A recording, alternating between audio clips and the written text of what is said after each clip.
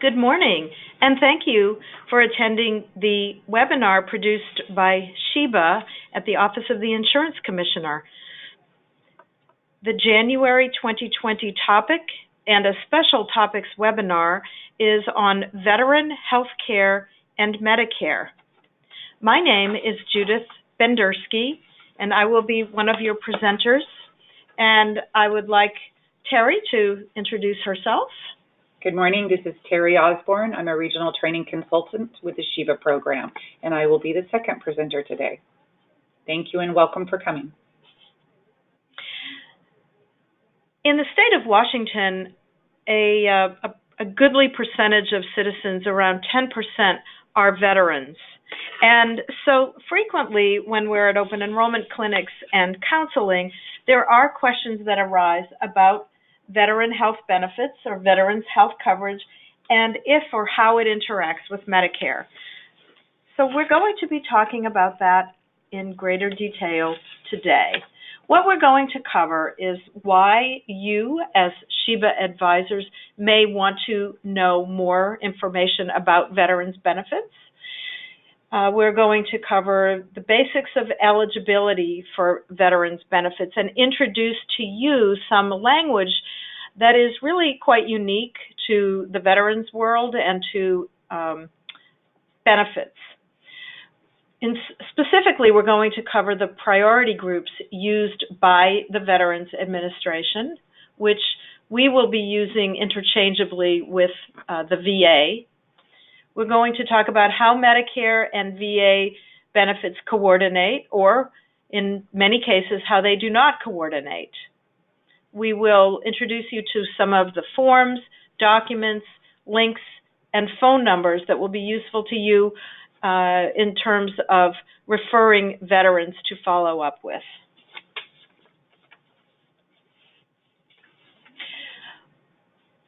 Those of us here at the SHEBA office in Tumwater didn't really create this from scratch. We worked very closely with two people in particular that shared a PowerPoint that they did for a large federal audience, and that was Dwayne Campbell and Julian Wright.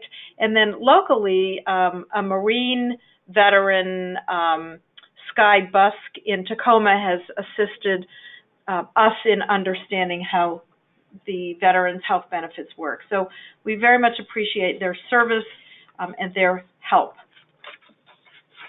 The mission of the Department of Veterans Affairs is to care for him who shall have borne the battle and for his widow and his orphan by serving and honoring the men and women who are America's veterans.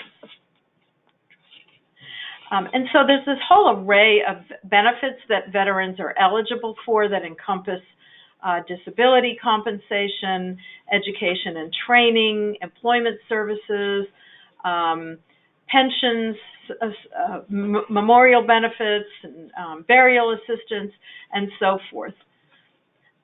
We are not going to focus on this whole array of benefits. We are going to focus solely on health care. That is our focus because as Medicare counselors, advisors, that's what we are talking about with people. So if somebody did serve in the U.S. active military, naval, or air service, and they are separated under any condition other than a dishonorable discharge, they may qualify for VA health care benefits. And may is a very important term because not all veterans are going to qualify. And we in the SHEBA work are not in any position to determine who qualifies and who doesn't. It's pretty easy to go online and get the 1010EZ. The 1010EZ is the application form that needs to be completed for health benefits, and I'm looking at a copy as we speak, and it's a 3-page document. It's got pretty small writing, but it's very straightforward in terms of how to apply for health benefits. It's not necessarily our role to help veterans apply. The VA has ample service personnel that can assist with that application. People can go to any VA medical center, a VA regional office, or a community-based clinic, or they can call 1-877-222-VETS.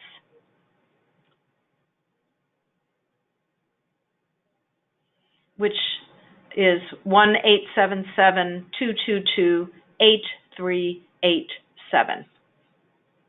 Or they can go online to the va.gov and get the 1010 Easy form right there on the spot. Can you submit it electronically from that website, or do you need to mail it in? That's a good question. It's a fillable PDF, and I don't honestly know. But what I would tell you, Terry, and I would tell anybody, is print it off the web and complete it by hand, or the printable PDF, the fillable PDF, and print it out so that if you can click and submit it electronically, you also have a paper copy in your hand, and then you can call in a month and make sure it was received. But I don't actually know the answer to that question. Thank you. Yep, you're welcome. So one of the things that you'll notice if you do look at the 1010 Easy is that financial assessment is a part of the eligibility. So most veterans who don't get a VA disability compensation or pension have to provide information on their gross annual income and their net worth.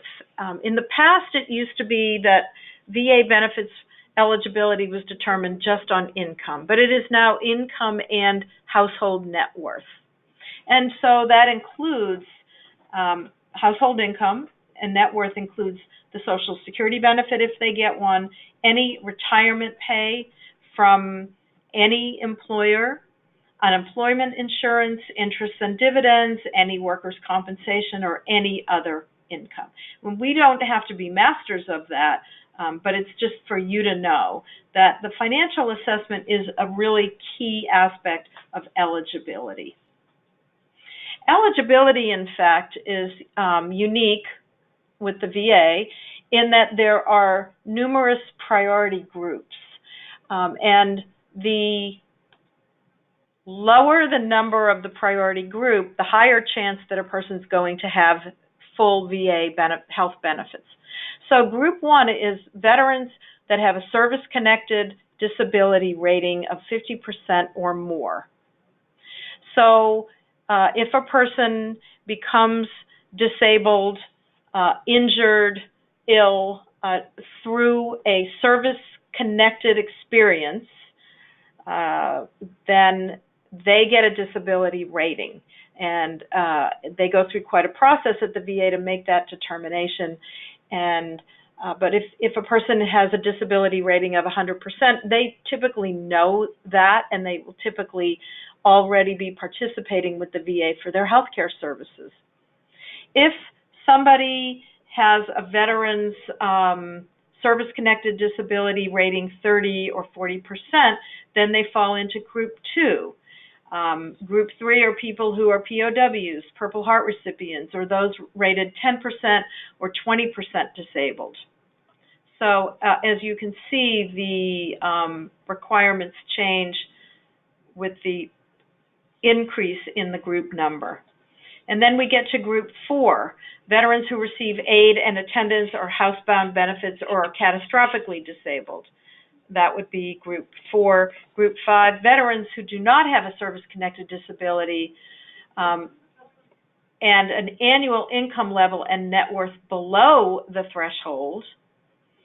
That's Group 5. And then Group 6, veterans exposed to radiation during testing or the occupation of Hiroshima and Nagasaki, or exposure in some of the other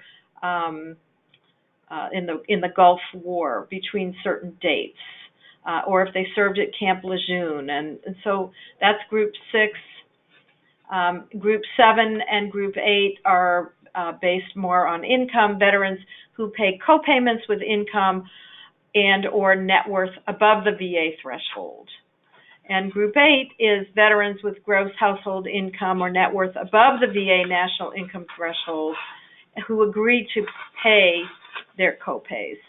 So not all veterans, so to speak, are created equal in terms of access to get their benefits, their health covered through the VA healthcare system. So, Judith, I have a quick question about Group 6 then, when you're talking about any exposure. So I've been hearing that veterans that were in the Vietnam War, the Agent Orange, that is something that is probably then would be covered as an exposure. Is that correct? Well, so if they served in Vietnam between January 9th, 1962 and May 7th, 1975, they're going to check off, and I'm looking in the actual application, and those are the exact dates. So that's the directions for sections 4 through 6, and those are considered presumptive conditions. Okay. So I will not say, as a SHIVA advisor, yes, because you served in Vietnam, you're going to get VA healthcare benefits, but that is part of the whole intake process. Thank you. So that's a good question. Okay. So priority groups are really important, and depending upon the disability rating, a decision will be based on how much, to what degree, a service-connected or service-related disability impacts a veteran's capacity to earn a living.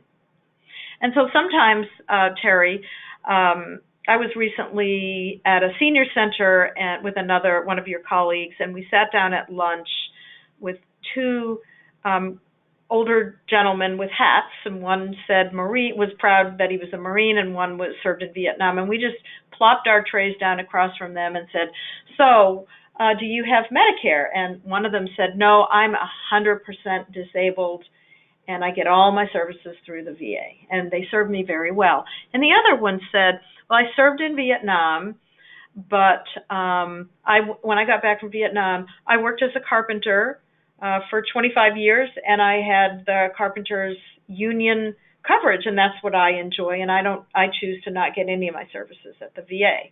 So they have options. So yeah, they have options. And okay. And you know what we're all about is helping people understand their options. But the rating does give access to certain VA benefits, such as compensation and ongoing health care.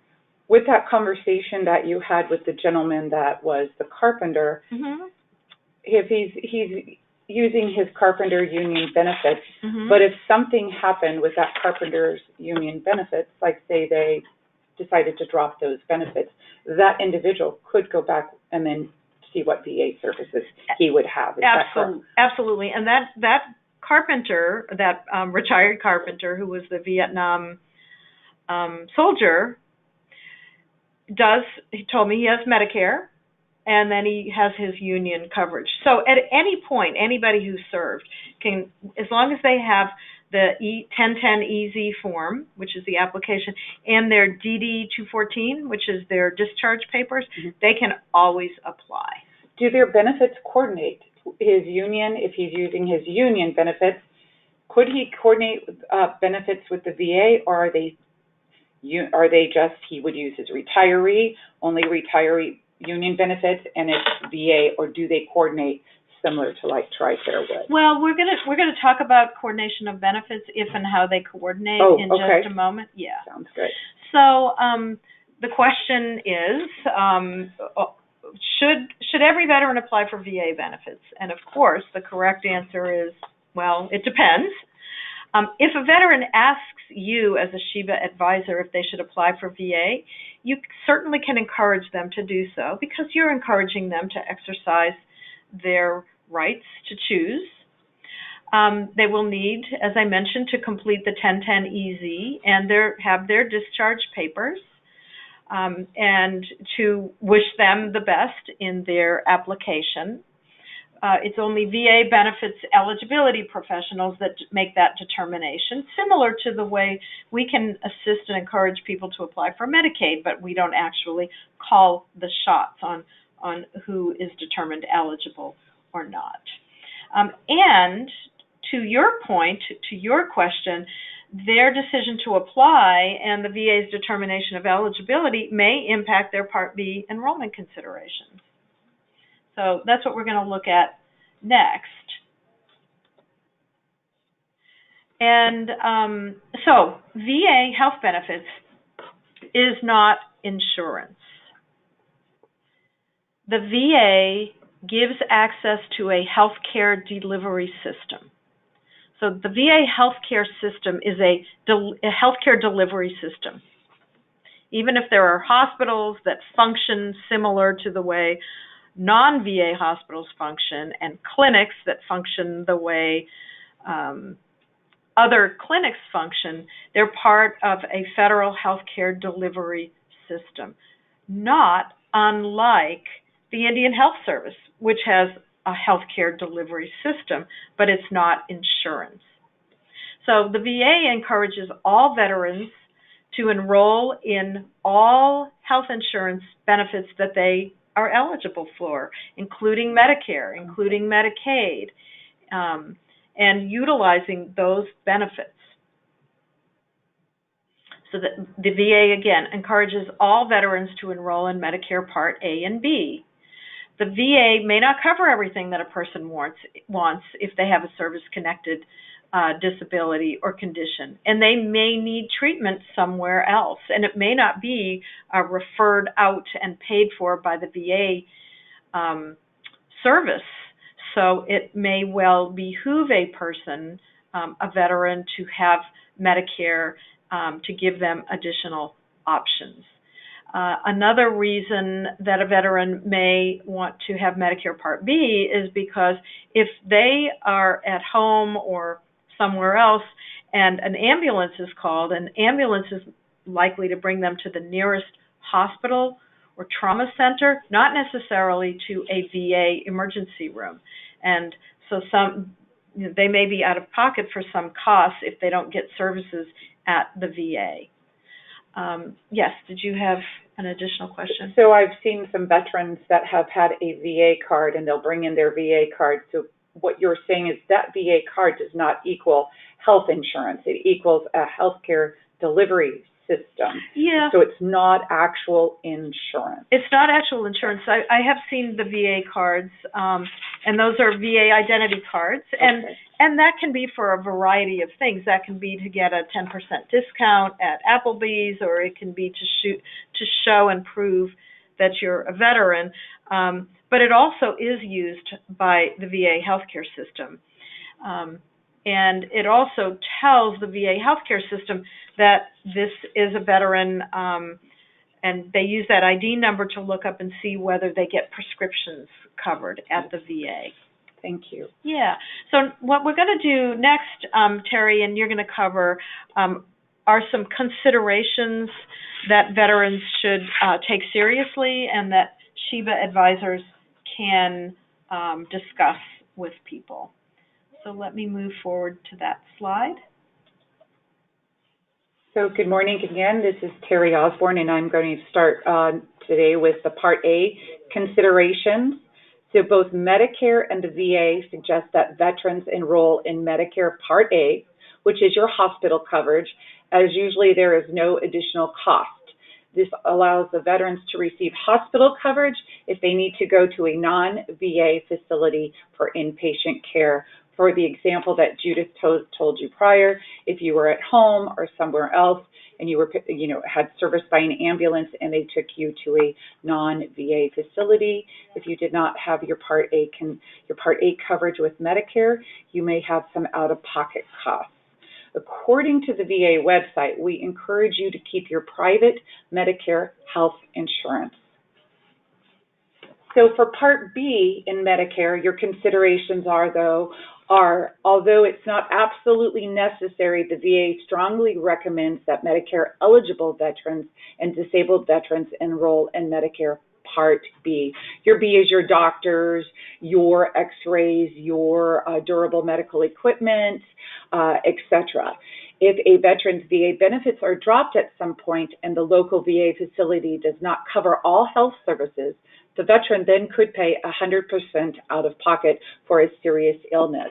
The VA highly recommends veterans also enroll in Medicare Part B, which also does have a copay and premiums and deductibles. People with lower priority groups could potentially lose their VA benefits if they have a change in finances. So some more considerations that you want to think about is you can have both Medicare and VA benefits, but Medicare and VA benefits do not work together. There answers my questions about did they coordinate benefits. So again, if you have Medicare and VA benefits, they do not work together. Medicare does not pay for any care you receive at the VA facility because VA healthcare is not insurance. There are no coordination of benefits. For VA coverage to cover care, veterans must generally get their health care from a VA facility, clinic, etc. For Medicare to cover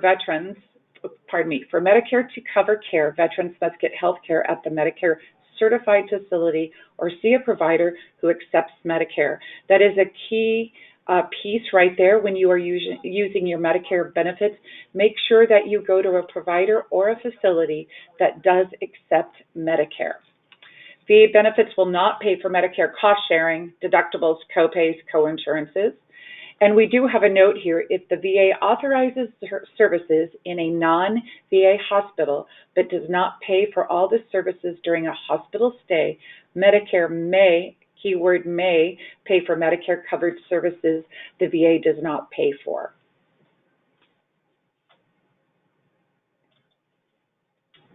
Okay, and now we're going to continue on and we're going to talk about VA drug coverage. The VA offers creditable drug coverage. This may be limited to a service-connected condition. Creditable meaning as good or better than Medicare, so it is creditable coverage for you to pick up a Part D plan at any time. Example of what I'm going to give you an example of VA coverage. The VA covers a veteran's skin condition and medications due to exposure during services to a chemical. The veteran's high blood pressure or cardiac condition may not be covered by the VA health providers, and medications may not either. Veterans should compare costs and benefits of Medicare Part D. Typically, VA drug coverage has no premiums and low copays around $9 a month, but veterans must use a VA pharmacist and facilities. Again, it's really important that you use a VA pharmacist and facilities. If you go to your local Rite Aid, your Fred Meyers, your veterans will not cover that cost if you get your prescriptions through them. If someone is entitled to VA health benefits, that doesn't change when they're eligible for Medicare. If they decide to join a Medicare Part D plan after they become eligible, they won't have to pay a late enrollment penalty because they had creditable prescription drug coverage through the VA. Again, the VA offers creditable drug coverage. They will have to wait until the annual Medicare open enrollment period to enroll in Medicare Part D drug plan, to enroll in their Medicare Part D drug plan. And the Medicare open enrollment period is October 15th through December 7th of every year. And we do encourage you, if you do have a Part D drug plan, to come in every year to make sure that your prescriptions are still covered on the drug plan you're on, and to check the formulary to see if we can save you money by switching you to another plan, or to make sure all your drugs are on a new plan if they are not covered on your old plan. Yeah, Terry, the example really helps. When I frequently run into veterans who tell me that they get their hearing aids at the VA, or they get their glasses at the VA, or they get they had their knee replaced at the VA, but that they go outside the VA for everything else. So that really is a great example of why a veteran who gets some services and some prescriptions at the VA may still want to have a Part D plan. It is I believe it's a good idea, and it gives them options. All right. So a veteran may want Part D for the following reasons. They live far away from a VA pharmacy or do not wish to use a VA provider to get their prescription. They want the flexibility to fill a prescription at a retail pharmacy, or find the VA formulary is too restrictive. They live in a non-VA nursing home and want to get prescriptions from the long-term care pharmacy that works with the nursing home. They may qualify for a full extra help, which has lower copays than VA coverage, which a Sheba volunteer can help the veteran if they want to check to see if they do qualify for extra help. We can assist them with the application. And typically medications from a VA pharmacy are $9 for each 30-day or less supply. VA drug coverage and Medicare Part D do not coordinate. So that means if you use your VA drug coverage, you use your VA. If you use your Part D, you use your Medicare Part D. VA benefits pay at a VA pharmacy and facility, and Part D will pay at a pharmacy in the plan's network. It's very important to use a plan's network so you get the best cost available.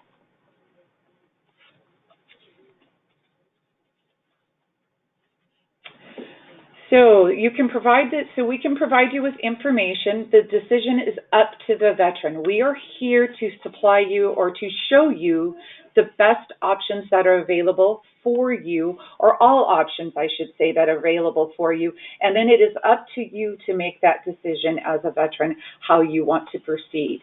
It may be better for the person to enroll in Medicare Parts A and B during their initial enrollment period because they can end Part D later on if they wish. So it's that way, if you go ahead and use your initial enrollment period and you sign up for both A and B, A is free for most with the 40 work quarters, and your Part B, that way you will not have a late enrollment penalty, and you will always be able to drop your Part B later if you wish. If they enroll in Medicare Part A only, there's a longer wait. A longer wait means if you enroll during your initial enrollment period for Part A, you then will not be able to enroll in Part B until the general enrollment period, which is January 1 through March 31st, and your coverage would not start until July 1, and you could possibly have a late enrollment penalty.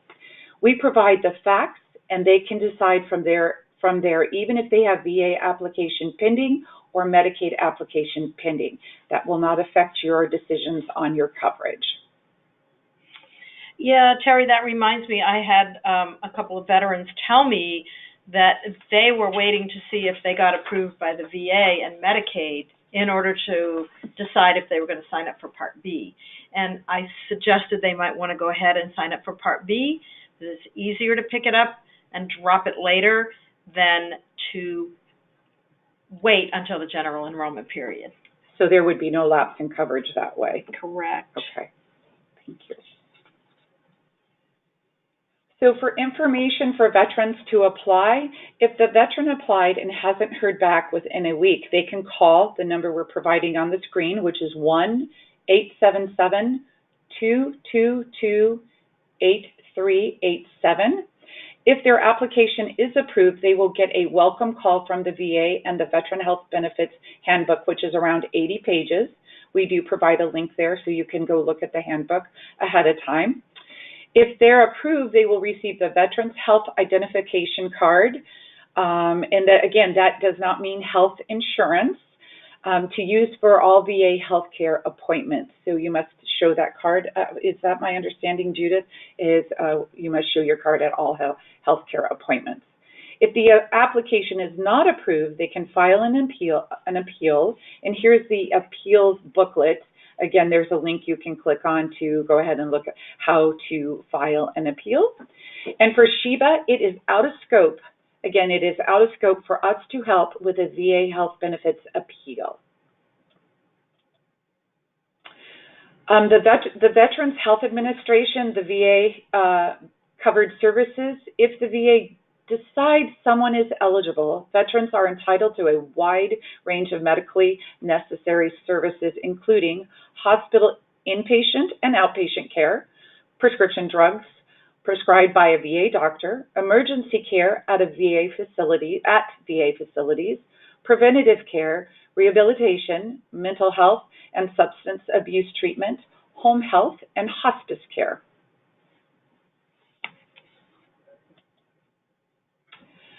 So what about veterans with Medicaid? The rules for Medicaid, also known as Apple Health, remain the same for veterans as with non-veterans.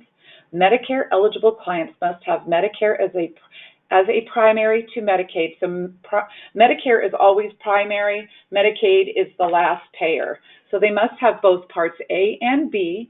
They likely will be auto-enrolled into a Medicare Part D plan as well. If they want to use their VA drug coverage instead and opt out of their Part D auto-enrollment, they are a SHIPA volunteer can call 1-800-MEDICARE to flag or opt out of Part D reoccurring auto-enrollment. That is important to know, that the 1-800-MEDICARE can flag or opt out of the Part D, as in dog, reoccurring auto-enrollment. That sounds like a good opportunity to use your unique ID when you're with a veteran that's frustrated because they keep getting auto-enrolled and they get all their meds at the VA, right? Yes, that would be a really good time to use a unique ID number. If you are a SHIPA volunteer, you get complete access. There is no waiting. Well, you could have a small wait of maybe 2 to 3 minutes, and we can find out all the information we need right then and there to help ease the veterans' concerns. So next we're going to talk about what used to be called the Choice Program. And in fact, some people are still calling it the Choice Program. I had the opportunity to serve clients in Walla Walla, excuse me, where there is a wonderful veterans clinic. It's either in Walla Walla or Pasco that people really love. And so the VA established a program called the Choice Act, which enabled people to have it enabled veterans to have a broader choice of where they got their health care services from, especially if they lived a significant distance from a veterans facility, a VA facility. The Choice Program sunsetted, but it's now called the Veterans Community Care Program, which you would think is called the VCCP, but it's just called the VCP. And that program allows eligible veterans, and eligible, of course, means certain things, but it does have to do with where they live and any kind of geographic barriers to getting to a VA. It allows eligible veterans to get health care from a community provider rather than traveling to a VA facility. And this is really important, especially in rural communities where there's maybe only a couple of multi-practice clinics. And so they can use their VA ID card and go to a local community provider who has a way then to get paid by the VA. The veteran can actually has to call the VCP call center to verify eligibility, and the VCP call center actually sets the appointment up with a community provider who is not at the VA. The program provides funding for travel if approved ahead of time, and the community provider can issue a prescription, and that can give the veteran up to 14 days to fill that prescription at a non-VA pharmacy. So that's pretty cool, because if a VA is, 280 miles away, the veteran may be able to go to their local Rite Aid to actually fill a prescription. But they have to be on the VCP program. So this is not for all veterans. And I wouldn't really, frankly, go down the road with very much detail on this. But we did want to let you know about the Veteran Community Care Program. Veterans, if they pay out of pocket for such prescriptions, they can also then get reimbursed through the business office at the VA. All right, today we'd like to talk about some key points for the SHIPA advising. Veterans are U.S. citizens subject to the same enrollment periods as everyone else. The initial enrollment period is the 3 months before your birthday, and then 3 months after your birthday. There are special enrollments if you are continuing to work and you can delay your Part B, and we're happy to give you more details on that after the presentation if you need them. And then the general enrollment period, which I said previous, is January 1 through March 31st, and your coverage does not start until July 1, and you could be subject to a penalty, a late penalty, sorry about that.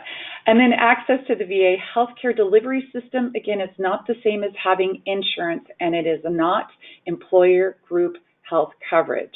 So veterans should make a conscious decision during their initial enrollment period as to whether to take Medicare Part B and D or not to take them.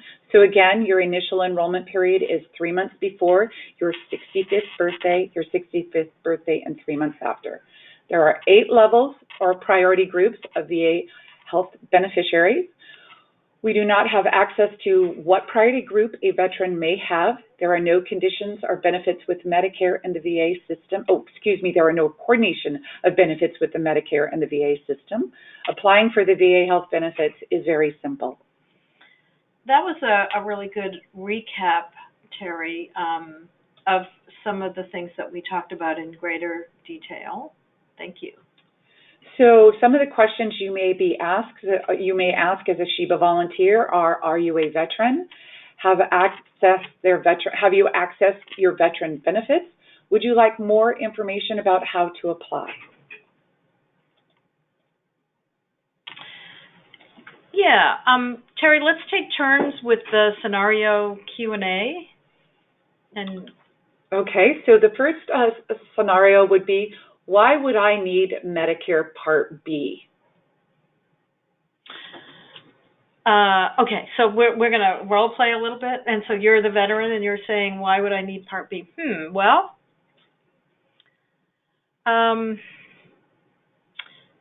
it's always a good idea to have insurance if you're eligible for it.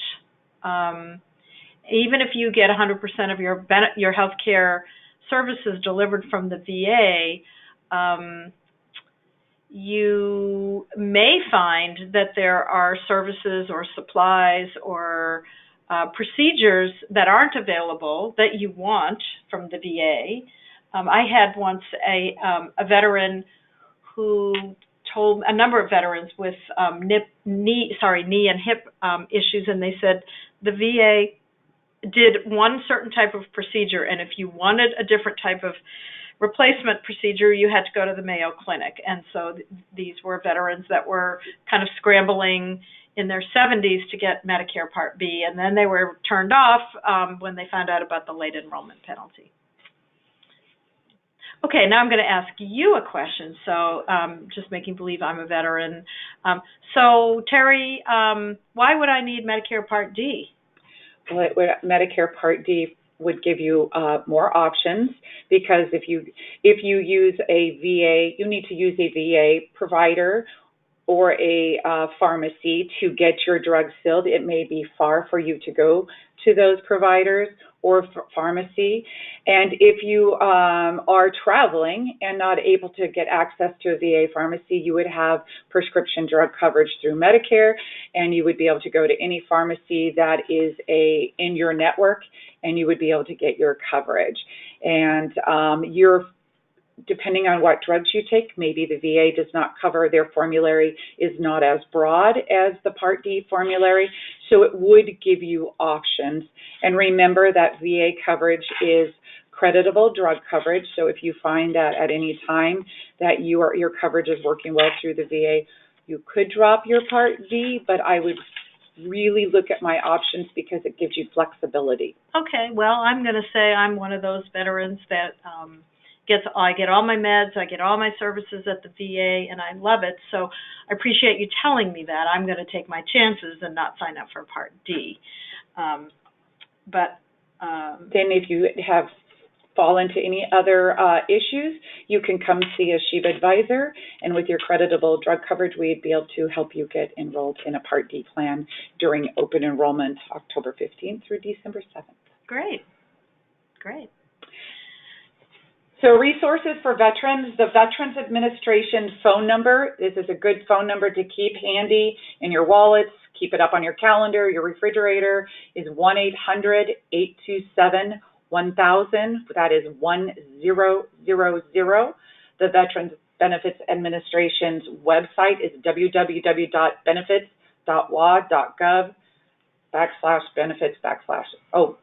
VA. Oh, I was, I was quoting state. So let's do that again. It's www.benefitsva.gov/benefits/. You do have a VA welcome kit, and I recommend you go ahead and pick that up. It's a welcome kit, and it's in color, and we are providing you with the website here, which you can copy down if you need to get it, or click on the PDF. Great. Thank you very much once again for attending this webinar. If you have any questions, feel free to email or call your volunteer coordinator, who can elevate questions then to your regional training consultant. And they all know, and you all know, that Liz Mercer and I are here in the main office. So thank you again.